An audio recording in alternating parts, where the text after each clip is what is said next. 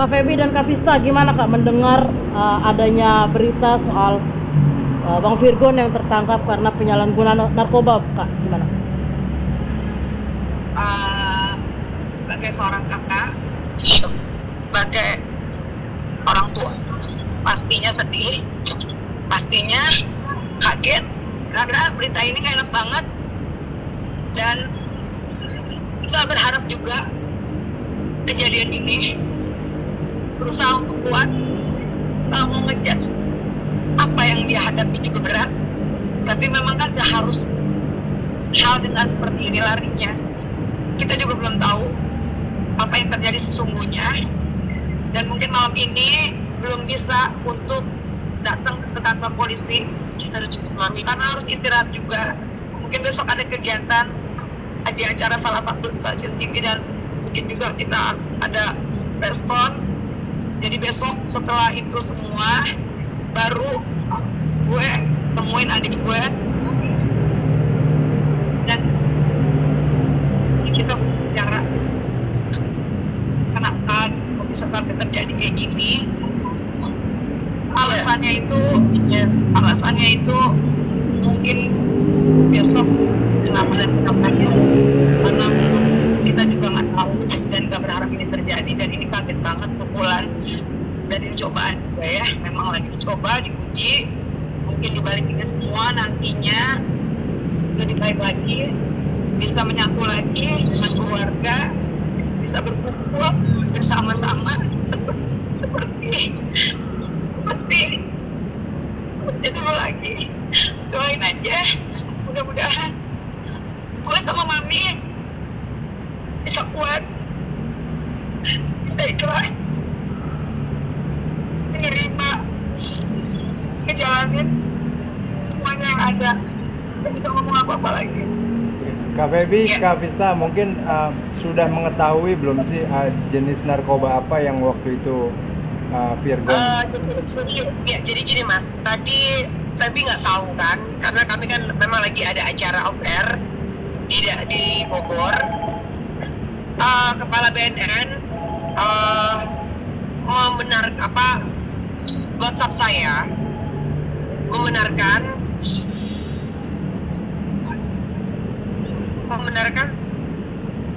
sempat diam. Nah, ada setengah jaman aku nggak bilang Feby karena dia pasti akan shock. Aku tanya lagi ke BNN, ke salah satu jenderal. Aku tanya lagi, iya valid, beritanya memang benar, dan sekarang sudah di AKBP dengan AKBP Bapak siapa tadi aku lupa, di Polres Jakarta Barat. Dan ini sudah di BNN dan narkobaan ya. Itu memang kok kebetulan sekali saya ini memang orang BNN, duta BNN juga. Jadi apapun langsung tahu. Sebelumnya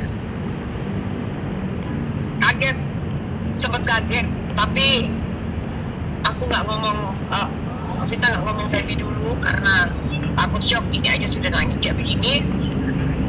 Lantas saya telepon mama, telepon papi, jemput saya sambil nangis, pingsan. Aku udah kejang-kejang ini, aku nggak tahu, karena beliau memang sendiri di rumah kan. Baru kemarin mami itu nginep di rumah saya. Kalau Feby kan memang sudah tinggal, kami sudah tinggal berdua kan sama Feby ya. Oke, baik, Kak Vista. Ya.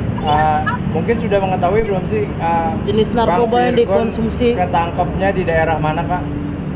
Begini, saya tahu dari wartawan, dari teman-teman, dari Vista juga. Jadi kita tidak bisa mendahului kepolisian. Jadi kita juga nggak ada di situ. Jadi kita belum tahu. Dan di salah satu media juga masih simpang siur apa jenisnya itu dan bagaimana keterlibatannya juga sejauh apa. Kita belum tahu. Justru karena kehadiran kita besok mau langsung mendampingi dan mengetahui apakah benar berita itu, apakah bagaimana ceritanya. Itu memang belum 100% jelas gitu beritanya. Apakah itu tertangkap jenis A, jenis D, aku tidak tahu. Aku belum tahu karena beritanya hanya masih masih belum jelas. Jadi gini Mas, kalau misalkan ada penangkapan, memang polisi membenarkan iya. Tadi berkali-kali saya bilang ke BNN juga, apakah benar iya, ke salah satu jenderal iya. Tapi untuk detailnya mereka belum, dan untuk ceritanya seperti apa belum lengkap beritanya cerita, karena memang mungkin rules ya, peraturannya seperti itu ya. Jadi kita tunggu aja info. Kalau aku udah dapat info dari kepolisian, pasti aku akan share lagi ke kalian. Kak, tapi mungkin Virgon sempat cerita nggak, sempat mengalami masa-masa berat juga sampai akhirnya dia mengonsumsi narkoba gitu Kak? Enggak ada. Itu enggak ada. Tapi kalaupun memang itu terjadi, mungkin dia ada alasan tertentu kenapa dia bisa seperti itu atau apa. Kan itu butuh deep talk gitu sama adikku ya.